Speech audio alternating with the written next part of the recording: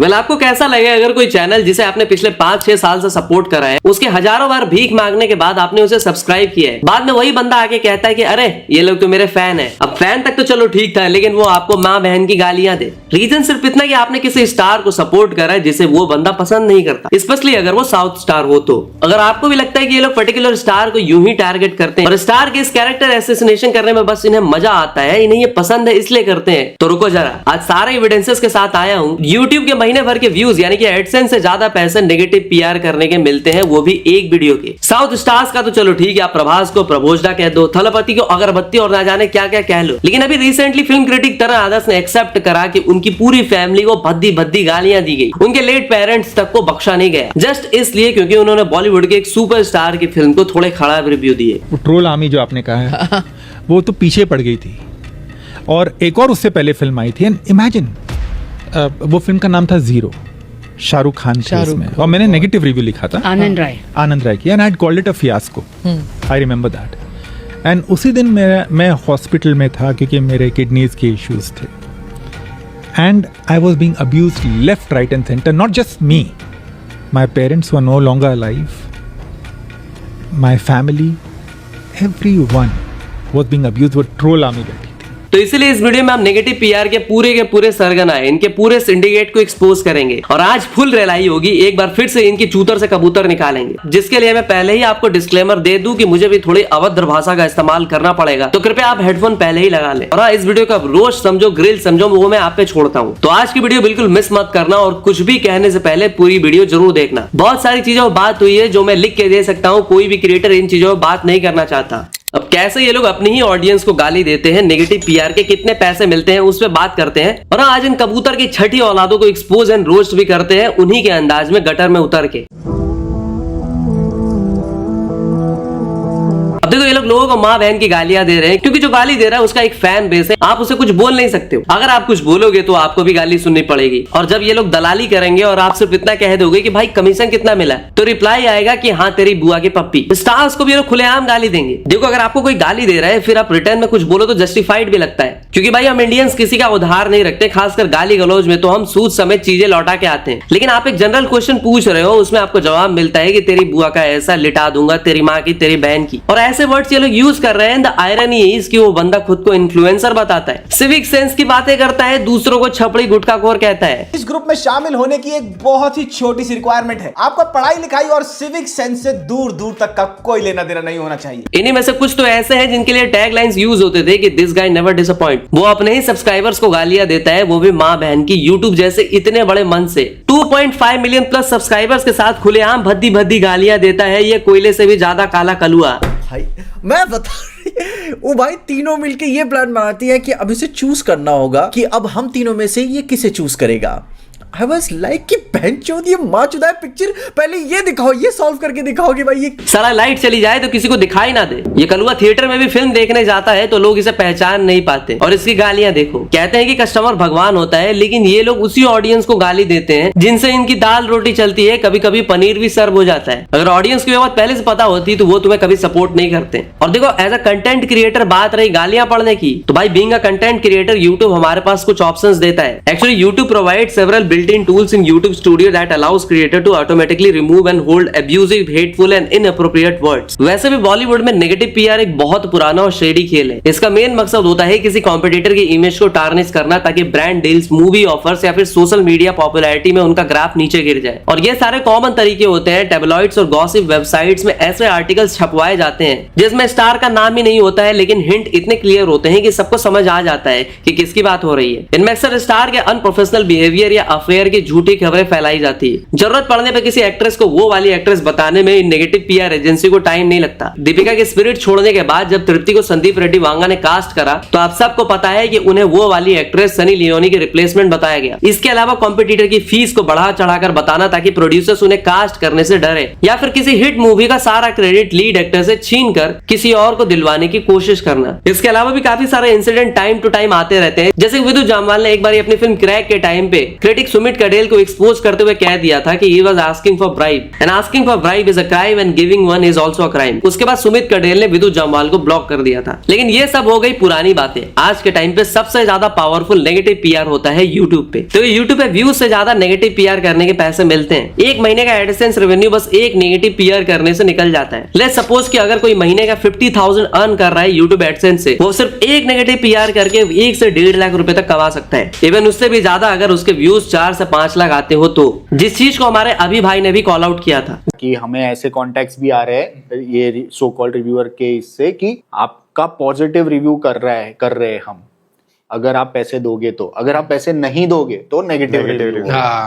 ये बंदी उसने बोल दिया, पूरा डायरेक्ट डाल दिया कि ये एक्सटॉर्शन, प्रॉपर एक्सटॉर्शन है। देखो वैसे तो ट्विटर एक्स पे काफी सारे स्नैपशॉट्स वगैरह वायरल हुए थे, हाँ, उस फेमस यूट्यूबर के जो नेगेटिव पीआर में इन्वॉल्व था। वेल पीआर कोई बुरी चीज नहीं है, सिर्फ फिल्म स्टार्स ही नहीं बल्कि रिनाउंड लोग भी करते हैं और टाइम टू टाइम इसका सहारा लेते हैं। लेकिन नेगेटिव पीआर बहुत बुरी चीज है, जहां आप दूसरों को डिफेम करने के लिए अपनी जेब से पैसे खर्चते हो, वो भी करोड़ों रुपए just to defame someone else. अब ये कैसे होता है, कैसे इसके लिए एक नैरेटिव बिल्ड किया जाता है, आइए सब बताता हूँ।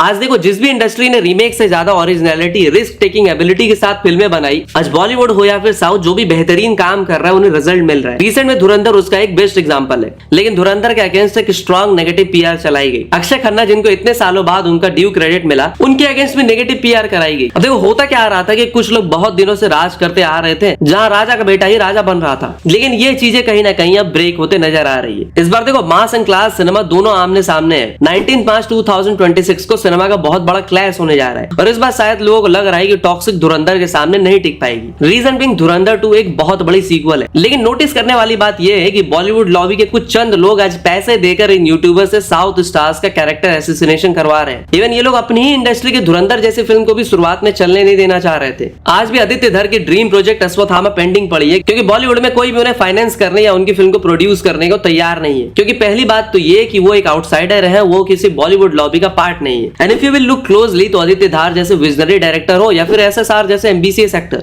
उन्हें बॉलीवुड में इज्जत नहीं मिलती। जब वांगा बॉलीवुड में अपनी फिल्म अर्जुन रेड्डी के रीमेक करते हैं जो कि सुपर हिट जाती है, तो यही बॉलीवुड लॉबी के लोग कबीर सिंह के सपोर्टिंग कास्ट को इसलिए काम नहीं देते क्योंकि उसने वांगा जैसे डायरेक्टर के साथ काम करा होता है। कबीर सिंह में एक एक्टर कबीर सिंह में जो काम किया, वो गया ऑडिशन देने, वो ऑफिस में, popular actor from Kabir Singh. Audition देने के बाद बोले कि you acted in Kabir Singh right, we are not casting you because You're serious?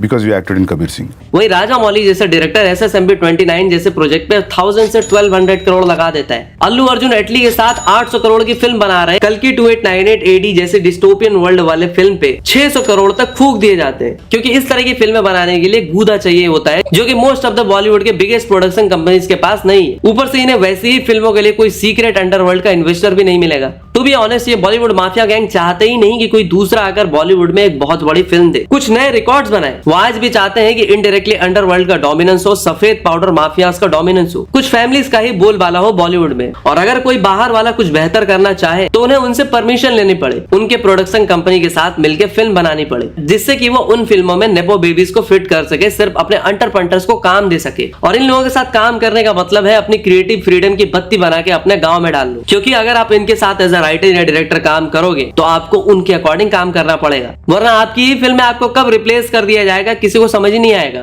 मुझे तो एक फिल्म से निकाल दिया गया था, मैं हीरो को बोला बालू गाने को। अच्छा, एज अ डायरेक्टर निकाल दिया आप? हाँ, लिखने के बाद। केड़ी फिल्म? तेरे नाम। और ये सिर्फ अनुराग कश्यप इन तेरे नाम नहीं, अरिजीत सिंह इन सुल्तान, कार्तिक आर्यन इन दोस्ताना 2, SSR की हाफ गर्लफ्रेंड रणदीप हुड्डा के जिस्म 2, विक्रांत मिश्रा की सेवरल प्रोजेक्ट्स उनसे छीन ली गई। और साबरमती रिपोर्ट के टाइम उन्हें और उनकी फैमिली और उनके छोटे से 9 मंथ ओल्ड टॉडलर को जान से मारने की धमकियां मिली। इसलिए बंदे ने अनिश्चित काल के लिए बॉलीवुड से संन्यास ले लिया। फिल्म 12th फेल के रूप में उन्होंने अपने करियर की सबसे बड़ी हिट दी थी। फिर किस वजह ने विक्रांत को अपने करियर के पीक पर क्विट करने पर मजबूर कर दिया है? कुछ दिन पहले film the Sabarmati report release हुई थी, जो कि गुजरात में हुए 2002 के दंगों के बारे में है। और ये फिल्म जब बनना स्टार्ट हुई तभी से बहुत ज्यादा कंट्रोवर्सी में थी। कुछ लोग नहीं चाहते थे कि ये फिल्म बने और रिलीज हो, और ये सब विक्रांत मसीह खुद पब्लिकली बता चुके हैं कि मुझे, मेरी फैमिली को और मेरे 9 महीने के बच्चे को कई बार से मारने की धमकी मिल चुकी है। हमें पता है तुम मुंबई में कहाँ रहते हो, अगर ये फिल्म वही है जो हमको लग रहा है तो हम तुम्हें देखेंगे। विक्रांत ने इंस्टाग्राम पर एक पोस्ट डाला कि एक फादर, एक हस्बैंड और एक सन के रूप में अब घर वापस जाने का समय आ चुका है और 2025 में हम एक आखिरी बार मिलेंगे। हालांकि विक्रांत ने थ्रेट्स को रिटायरमेंट की असली वजह नहीं बताई है, बट हो सकता है कि विक्रांत अकेले पड़ गए हो, इस वक्त उनको प्रोटेक्शन की और सपोर्ट की जरूरत हो और कोई साथ ना दे रहा हो। और सिर्फ यही लोग नहीं, लिस्ट बहुत ज्यादा लंबी है। एसएसआर केस के बाद काफी लोगों ने कहा था कि एसआर के अक्षय कुमार जैसे एक्टर्स जो कि खुद एक आउटसाइडर है, उन्होंने कोई आवाज क्यों नहीं उठाई। तो ये भी एक बहुत बड़ा रीजन है कि अक्षय कुमार एसआर के जैसे लोगों ने अगर इधर उधर किया होता तो उनका भी सूपड़ा साफ हो जाता। हाइपोथेटिकली मान के चलो एसआर के ने एक मस्त फिल्म बनाई, लेकिन भाई डिस्ट्रीब्यूशन आपके हाथों में नहीं होता। फिल्म मेकिंग एक बहुत बड़ी और लंबी प्रोसेस होती है, काफी सारे लोग इससे जुड़ते हैं, तब जाकर आप एक सक्सेसफुल फिल्म बना पाते हैं। अगर आपने बॉलीवुड की उस लॉबी के अगेंस्ट फिल्म बनाई तो वांगा की तरह आपको भी साइलेंटली बॉयकॉट कर दिया जाएगा। क्या रे तुमने फलाना एक्टर डायरेक्टर के साथ काम किया है ना, तो तुम उन्हीं के साथ काम करना, हमारे लिए तुम्हारे पास कोई काम नहीं है। तो ये कुछ लोग सालों से पावर का कंट्रोल अपने हाथ में रखना चाहते हैं, और जब जब ऐसा नहीं होता, अगर कोई उन्हें चैलेंज करता है तो प्रॉब्लमेटिक चीजें सामने आने लगती है। बाहुबली को भी क्रिटिसाइज किया गया था, केजीएफ को भी छपरी फिल्म कहा गया था। मतलब आज आपके पास एक यूट्यूब की व्यूअरशिप है तो आप उसका मिस यूज करके एक्टर को डायरेक्ट अटैक करते हो, उनका कैरेक्टर असैसिनेट करते हो, rather talking about a film story and other aspect, जिससे सीधा पता चलता है कि आपके सिर्फ मुंह में नहीं, आपकी गेंद में भी ठूस ठूस के पैसे का रोल बना बना के डाला गया है नेगेटिव पीआर करने के लिए। देखो सालार जैसी फिल्म काफी लोगों को पसंद नहीं आई थी, कुछ लोगों को बहुत ज्यादा पसंद नहीं आई थी, तो इसका मतलब ये नहीं है कि जिन्हें पसंद नहीं आई उन्हें मैं माँ बहन की गालियां दूं, उन्हें छपड़ी गुटखाखोर कहूं, रिक्शे वाला ठेले वाला कहूं। एनीवेज ये रिक्शे वाले ठेले वाले भी इंसान ही है ना। अब देखो उन्हें जैसे फिल्म पसंद आएगी वो वैसे ही फिल्में देखेंगे, ना कि तेरे जैसे आस्तीन के छछुंदर एनआरआई के 14 सिनेफाइल्स डिसाइड करेंगे कि कौन सी फिल्म देखे कौन सी नहीं। और एक बात, बाहुबली 2 को देखने 10.77 करोड़ लोग गए थे, पुष्पा 2 को देखने 6.12 करोड़ ऑडियंस गई थी, केजीएफ 2 को देखने 5.11 करोड़ लोग गए थे, और इनके अकॉर्डिंग ये सब के सब रिक्शे वाले ठेले वाले लोग थे। ऊपर से ये साउथ के मास स्टार्स जैसे कि यश, प्रभास, अल्लू अर्जुन और उनके फैंस को गुटखाखोर कहते हैं। लेकिन सच्चाई तो ये है कि गुटखा की एड कौन करता है? बोलो जुबा केसरी की ये बड़ी बड़ी जायंट होर्डिंग्स किसकी लगती है? लेकिन इस गांड के अंधों को फिर भी कुछ दिखता नहीं, इनकी आंखों में मोतियाबिंद हो जाता है, और ये साला मुर्गी चोर, कुत्तों की गोटियों का सौदागर पठान जैसी वीडियो गेम्स और फिल्म के लिए ऐसे ऐसे कसीदे पढ़ता है जैसे अभी एसआरके को ब्लो जॉब देके आया हो और बिना मुंह धोए रिव्यू करने बैठ गया हो। हाय गाइस, मैं हूं शांतनु और भाई साहब किंग खान 4 साल की देरी के बाद आए, लेकिन क्या दुरुस्त आए मियां। मतलब ऐसा फैनफेयर, ऐसा क्रेजी फैनफेयर और इतनी जबरदस्त वाइब जो थिएटर में क्रिएट हो गई थी, मुझे नहीं याद लास्ट किस बॉलीवुड पिक्चर के लिए मैंने इतना क्रेज थिएटर्स में देखा होगा। As a King Khan fan मैं स्क्रीन पे ग्लूड था throughout the film, only because कि 4 साल के बाद शाहरुख को बड़े पर्दे पे देखने का मजा ही कुछ और है। देखो मैं इसकी तरह माँ बहन पे तो नहीं जाऊंगा, लेकिन अगर इसके पेरेंट्स को पहले पता होता तो उस रात नहीं वो नहीं जो तुम समझ रहे हो, अगर इसके पेरेंट्स को पहले पता होगा कि हमारा लौंडा इस तरह की दलाली करेगा तो बेचारे इसे उसी बरसात वाली रात अनाथ आश्रम छोड़ आते। और आज ये सच में कुर्ला चेन स्नैचर ही होता। वैसे भी बोनस है कोई पकड़ नहीं पाता। इवन एटली कुमार जैसा डायरेक्टर, जिसे खुद उनकी इंडस्ट्री में ऑडियंस कॉपी पेस्ट डायरेक्टर कहती है, even Jawan was also heavily inspired from थाई नाडू आरंभम एंड मनी हाइस्ट। और इसमें कुछ गलत भी नहीं है, क्योंकि राजा मौली जैसे डायरेक्टर कहते हैं कि हाँ वो भी काफी सारी फिल्मों से इंस्पायर्ड होकर कई बार सीन्स प्लान करते हैं, लेकिन कल्कि 2898 AD जैसी इंडिया की पहली डिस्टोपियन वर्ल्ड पे बेस्ड फिल्म इसे बिल्कुल ही घटिया लगती है। लेकिन उसके बाद आता है प्रभास भाई साहब का एक पोस्टर जो ट्रोल होता है और ट्रोल होना भी चाहिए था, कुछ खास था नहीं। Hindu cultural history plus technology plus the future plus the dystopian environment, बहुत सारी चीजें मेरे को ऐसा लगे कि शायद ये ड्यून से इंस्पायर्ड है, और कहीं ना कहीं मुझे थोड़ा सा लगा कि मैड मैक्स फ्यूरी रोड भी है। इसका थोड़ा देख के लगता है कि भगवान से कॉपी पेस्ट करते वक्त गलती हो गई और वो डिलीट करना भूल गए, वरना इतना डिफेक्टिव पीस मार्केट में कैसे घूम सकता है। और पता है जवान जैसी फिल्म के लिए थंबनेल में क्या लिखता है? एक बार नहीं 3 बार लिखता है, बाप बाप बाप। वैसे तो नहीं भी बोलता, तो मुझे पहले से ही पता था, 3 बार लिखने की क्या जरूरत थी। जवान में सबसे पहली चीज तो भैया जो मुझे सबसे ज्यादा आउटस्टैंडिंग लगी और पर्सनल फेवरेट लगी, इनफैक्ट वो थी एक्शन कोरियोग्राफी। अच्छा ठीक है।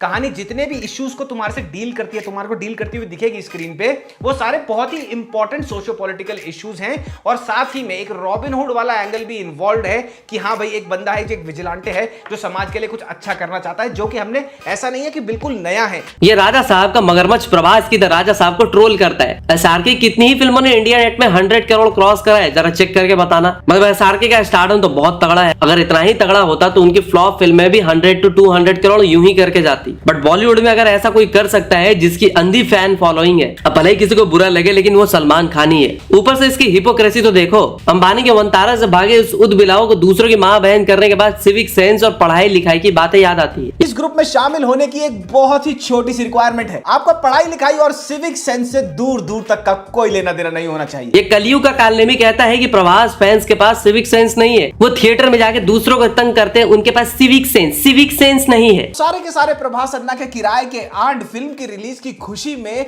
पागल कुत्तों की तरह क्या करेंगे, ऐसे थिएटर में आग लगाएंगे। थिएटर में मगरमच्छ ले जाएंगे और उसको अपने सर पे लेके एक सीट से दूसरी सीट पे कूदेंगे ताकि कोई और अगर पिक्चर देखने आए तो वो ठीक से देख ना पाए। लेकिन ये लाना चाटा तब चुप हो जाता है जब पठान जवान के टाइम कुछ लोग थिएटर में गंद फैला रहे होते हैं।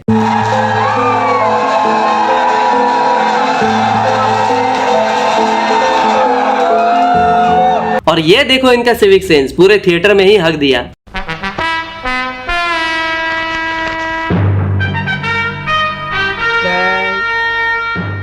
तब इस झोपड़े वाले के मुंह से कुछ नहीं निकलता। अब देखो वैसे भी ऐसी ऑडियंस किसी की भी हो, मैं उसे फैंस नहीं मानता जो चीजों को वेंडलाइज करे, दूसरों को तंग करे। नहीं अब बोल दो, मैं तो निगेटिविटी करता हूँ। और भाई पहले भी सिनेमा के दुग्गल भड़वे को लोग एक्सपोज करके बैठे हैं। In your reviews of movies like Pushpa, Salar and Jat, you keep insinuating that these films are for a low IQ, lower class, पांचवी fail audience, and you put yourself on a pedestal. लेकिन भाई एकदम जबरदस्त film, भाई मास मसाला film, भाई मजा आ गया, सिक्के निकाल के मारो। मैं तो कह रहा था अपनी टी-शर्ट उतार के बनियान फाड़ने वाला था, मैं इतना कुछ करने वाला था और ये सब मैं करता। अगर मैं अनपढ़ गवार अंगूठा छाप होता ना तो मैं जरूर करता, मैं ये पिक्चर बहुत एंजॉय करता। But Shan, for comedic effect, you write Rohit Shetty की टट्टी, सनी देओल की पॉटी in your thumbnails.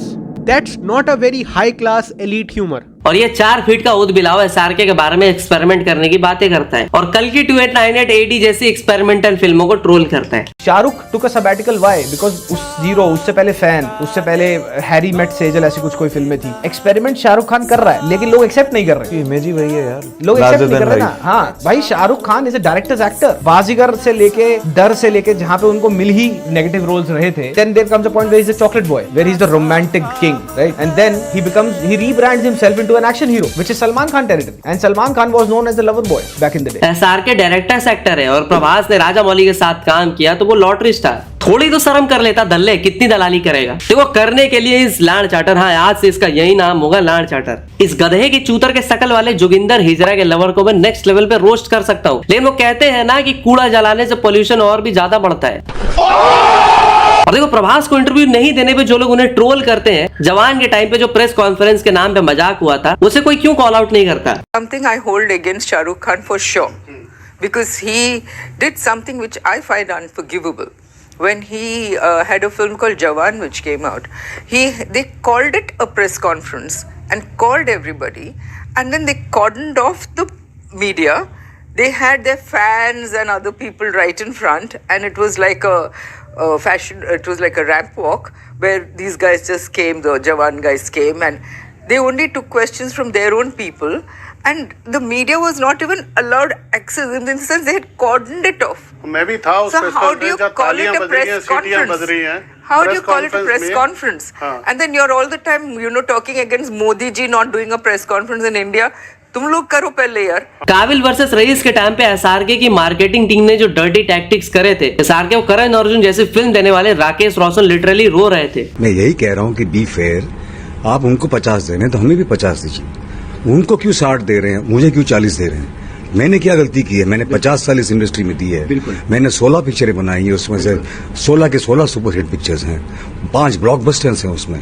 मैंने कितने, मेरे जरिए भगवान ने कितने घरों को पाला है, रोशन किया है, और आज जाके इस उम्र में जाके इस स्टेज पे आके आप लोग मेरे पेट पे लात मार रहे हैं, ये बहुत बुरी बात है।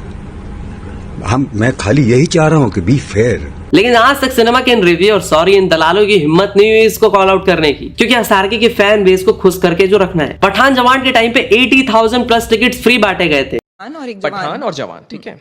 अब पठान के टाइम में बड़ा किस्सा है, इस पे बड़ा इंटरनल चीज़ बता रहा हूँ। सो पठान जब रिलीज हो रही थी उस समय पे स्टार्टिंग में आप देख रहे होंगे कि हर जगह आ रहा था हाउसफुल, खतरनाक वाला, ये वाली चीज़ था। कुछ लोग उस समय पे जो लॉजिकल माइंड वाले हैं वो कुछ थिएटर घुसे। थिएटर के बाहर उनको बंदे बोलते हैं बोले हमारे पास पठान के फ्री टिकट है, आप ले लो। बोले फ्री? ब्लैक में बेचने वाले थे तो फ्री हो रहे हैं। और ये सिर्फ एक थिएटर में नहीं हो रहा था, बहुत सारे थिएटर में हो रहे थे। Do you know at that point of time करीब 80,000 टिकट्स फ्री में बेचे जा रहे थे। रीजन ये थे कि Shahrukh did a very phenomenal job, उनकी मार्केटिंग टीम ने किया होगा, इन्हें कॉर्पोरेट हाउसेस पे ये सारे डिस्ट्रीब्यूट कर दिए थे। कॉर्पोरेट बुकिंग्स वाला एब्सोल्युटली। तो वो बेसिकली लोगों ने ले लिया था, hardly people were turning up. तो और यही सेम चीज उन्होंने डुनकी पे भी ट्राई किया था। और ये डर्टी पीआर का गेम बहुत पुराना है। हैप्पी न्यू ईयर के टाइम पे तो सलमान खान तक भड़क गए थे। हाय सलमान, आलोक हियर फ्रॉम OFM, आपके लेफ्ट में। मेरा सवाल है कि कुछ दिनों पहले आमिर खान ने बोला कि लास्ट सीजन में आप धूम 3 वाली कैप लगाते थे क्योंकि वो लगाए थे। करेंगे, हैप्पी न्यू ईयर का प्रमोशन करेंगे।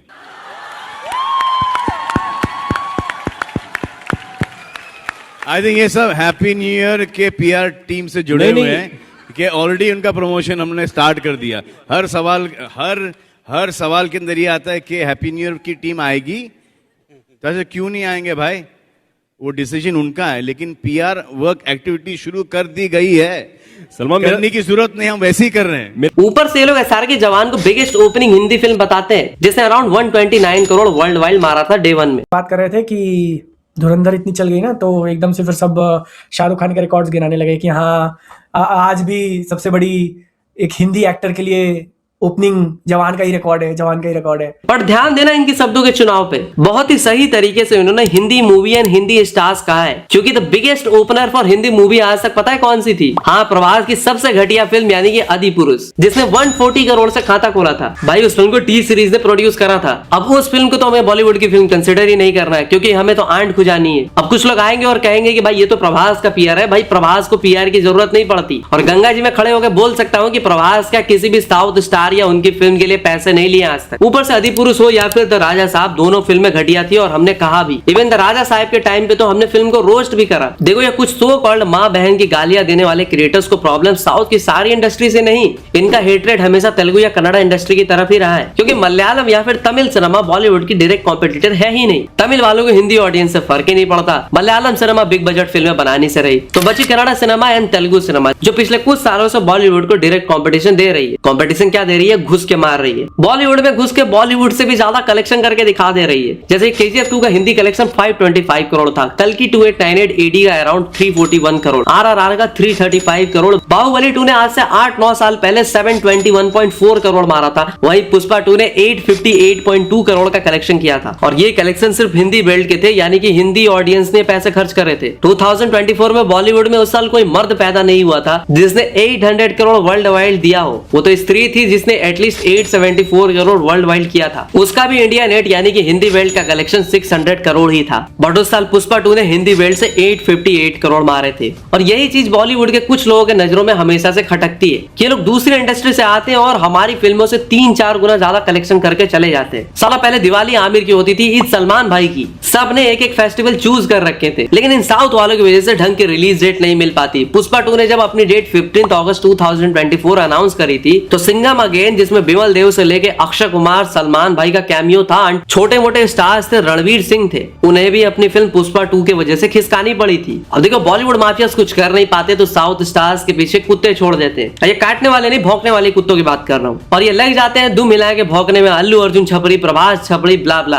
अब देखो वो दिन चला गया है जब NRI की दलाली करने वाली कुछ इलीट क्लास के 14 को खुश करने वाली फिल्में बना के तब आके कलेक्शन करके आप चले जाओगे। आज के टाइम पे ऑडियंस का exposure different kind of content से हो चुका है, and the credit goes to OTT। मैं खुद मेट्रो बसेस में देखता हूँ कि लोग कोरियन, जापानीज, पता नहीं क्या क्या कंटेंट देखते रहते हैं। अब रीमेक चलने से रहा क्योंकि ऑडियंस भी इतनी हरामी टाइप हो गई है कि वो डब्ड छोड़ो सबटाइटल के साथ ओरिजिनल वाली देख लेगी, लेकिन कॉपी पेस्ट नहीं देखेगी। RRR के टाइम पे सेम हुआ था, बाहुबली के टाइम पे भी सेम हुआ, और आज वाराणसी के टाइम पे भी वही हुआ। महेश बाबू को ट्रोल किया गया, राजा मौली को एक्स पे फिल्म मेकिंग सिखाई गई। वाराणसी के टाइम पे मैंने नोटिस किया कि कुछ लोग तो ये कह रहे थे कि इस आदमी का डाउनफॉल देखना है। एक दो नहीं, काफी सारे ट्वीट्स देखे मैंने, और आज भी कुछ लोगों को लगता है कि बॉलीवुड मेरे बाप का है, साउथ स्टार्स इनकी लुगाई ले भागा है। अगर बॉलीवुड के कुछ फैमिलीज कुछ स्टार्स से ऊपर कोई जाने की कोशिश करेगा तो मैं उसे जेन्युइन तरीके से तो जाने नहीं दूंगा। एक होता है कि आप फिल्म को क्रिटिसाइज करो, कैरेक्टर को क्रिटिसाइज करो, डायरेक्टर को क्रिटिसाइज करो। प्रभास को एक टाइम पे बहुत बुरा बोला गया क्योंकि भगवान राम को जीसस टाइप बना दिया। आप कैरेक्टर को क्रिटिसाइज कर सकते हो, फेयर एनफ बात है। आप एसआरके के फैन नहीं हो तो पठान जैसे फिल्म को क्रिटिसाइज कर सकते हो, समझ आता है। लेकिन आप उस एक्टर को छपरी कह दो या फिर ये पर्टिकुलर स्टार या एक्टर छपरी है, ये नैरेटिव बिल्ड करने के पीछे का रीजन क्या है? और साउथ ही नहीं, जैसा कि मैंने पहले भी कहा कि साउथ से ज्यादा खुन्नस निकालने के लिए ये लोग अपनी ही इंडस्ट्री के न्यू एंड फ्रेश टैलेंट को टारगेट करने से पीछे नहीं हटते। देखो एक बारी के लिए पीआर भी समझ में आता है कि हाँ मेरे सामान की कीमत 20 रुपए है, लेकिन मैं उसे एग्जैगरेट करके आपको 30 रुपए बता दूं।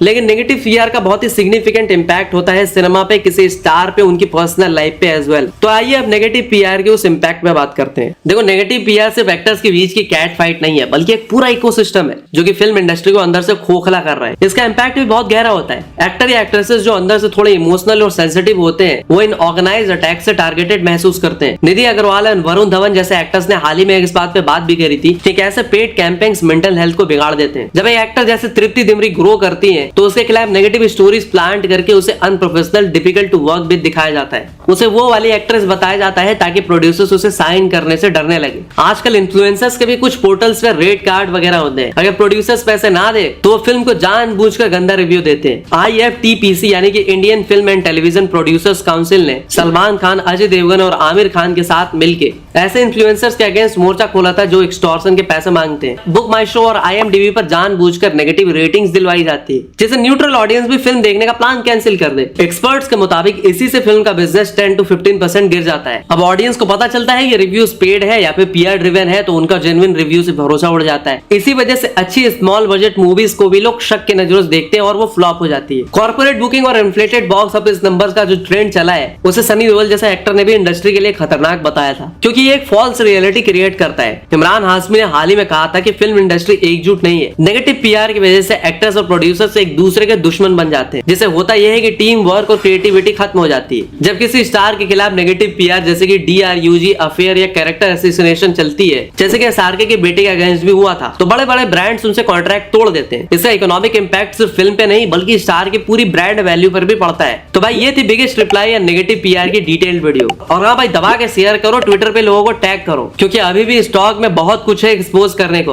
और हाँ सॉरी थोड़ा गटर में उतरने के लिए, एक्चुअली गूं खाने वाले सुअर्स को उनकी औकात दिखानी जरूरी थी। लेकिन अगर आप रोस्ट वीडियोस वगैरह हमसे चाहते हो तो दूसरे चैनल यानी कि लैडर अनफिल्टर्ड को भी सब्सक्राइब करो। अगर डिमांड अच्छी रही तो हम उस पर रोस्टिंग कंटेंट वगैरह भी लाएंगे। तब तक के लिए लैडर भाई मिलता है आपसे अगले एपिसोड में। हर हर महादेव।